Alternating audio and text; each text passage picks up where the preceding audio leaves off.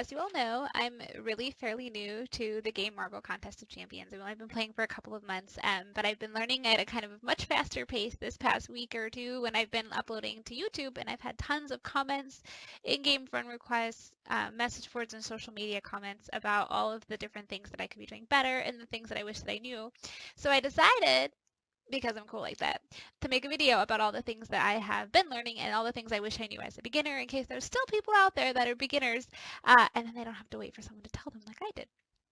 So I was gonna initially rank them in rank of importance, but then I was like looking at my list. I'm like, I don't know. So I'm just gonna do them in the order that I thought of them.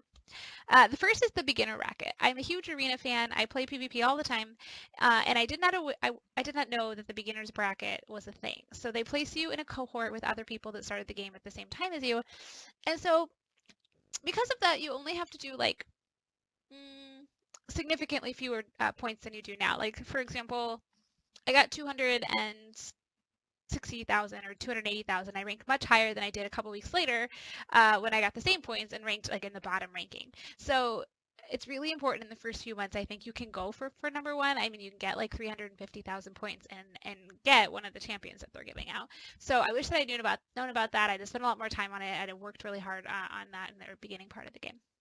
Number 2, masteries. When I first started playing this game, I just sort of placed the masteries wherever. They seemed like they weren't all that important, so I just like chose something that seemed good and moved on with my life.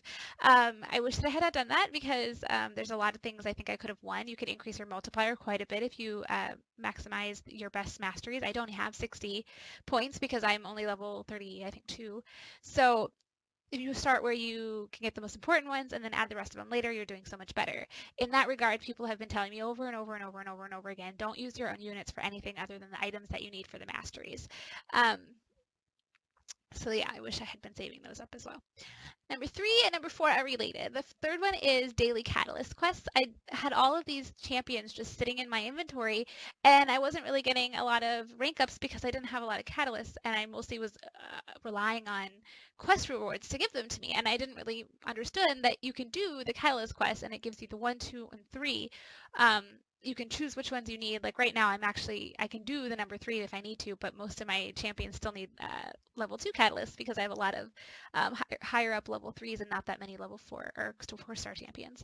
So yes, I wish I had known that. And that's related to number 4, which is the XP boost. It gives you all these XP boosts all the time. They drop from everything.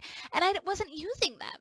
If you do the daily catalyst quest, first of all, that's a lot of XP for those quests. Like some of them give like 600 or 800. And then you use the 40% XP boost and you're getting over 1,000 for every champion that you kill in a daily catalyst quest. I don't think I would be level 2 if I had known that before. I have been doing that lately.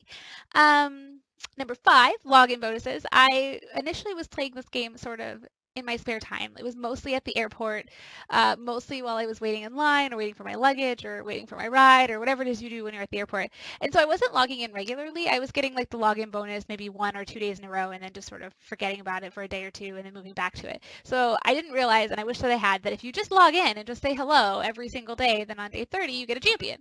Woohoo! That's pretty great. So I wish that I had been doing that. Number 6, arena. So it defaults when you click into arena, either the 3-star or the 4-star, it defaults into your best champions on top and your lower champions on the bottom. Well, I used to just take the champions from the top, build synergy with whichever ones were friends with each other, enemies, whatever, and then move on with my life. It turns out that if you actually build your multiplier with your low-end champions, so when you're only getting 1 times, 1.2.5 times, 1.25 times, and 1.5 times, or even your double, if you use the lower end, you're missing out on fewer points about not having a multiplier. And then when you get to 2.5 and 3, use your big champions. And sometimes there's a huge points gap. So you're like cashing in on multipliers because one of your champions is getting 1,500 multiplied by 3, or you could be like, oh well, I used all of my big champions on the lower multipliers, and then you're getting down there in the game, and suddenly you have 300 and 400 points that you're multiplying by 3 instead of 1,500. So that made a huge difference, and I've been getting like significantly higher scores in my arena and making it easier to get a higher number of points in arena with the least amount of time, which in my busy life is kind of important to me. Number 7, debuffs and duplicates. I had the worst time understanding what all, because I mean, there are literally hundreds of debuffs and buffs in this game. I actually started keeping track of them, like the blog post that I think I'd been talking about. Like I literally just started like writing those out for myself because I had to go look everything up. I'm like, why am I losing to this champion? I don't know what this debuff does. And so I started making a list and going through my champions, and every single one of them I would read through what the debuff meant, and then I'd add it to that list. And then other people were asking me about it, so I just put it up. And I've had a lot of good responses for people about things to add to it and different things I could change on it. So I appreciate that. The other thing related to that is the duplicates, because so many of you don't get those extra passives and debuffs unless you duplicate your champion. At the beginning, I was like, oh, I already have that one. I didn't really understand how important it was to awaken the passive and duplicate it so it levels it up.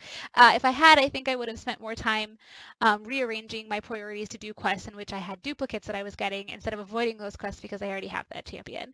So there was a couple of those, especially early on in the beginner arenas, that I wish I had paid attention to. Number 8. The Summoner Advancement and other alliance and personal quests. I really paid no attention to those until the last couple of weeks. I just sort of did whatever. If I got something from it, great, but I didn't like go out of my way to get them. So I recently joined this alliance, Marvel's Mayhem, and the guys there have been really helpful in like, oh, hey, you can store this up, you know, let's all do these together. You can get a higher score for the alliance and for yourself if you hold on to those items and use them specifically during the personal quests. Related to that, because we are doing Summoner Advancement this week, I didn't realize that the free and the daily quest crystals can be kept.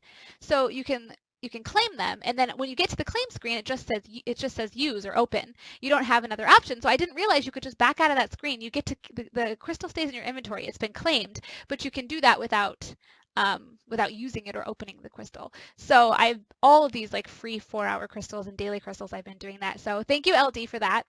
I appreciate it. Oh, and by the way, hi, Lauren. So we've had a really good time in our alliance, and I've been learning a lot, and hopefully I haven't irritated too many people with my noobness.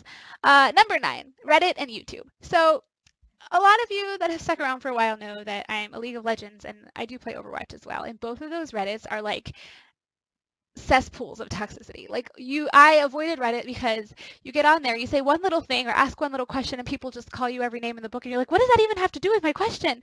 It's frustrating, annoying, and I just stay off of it.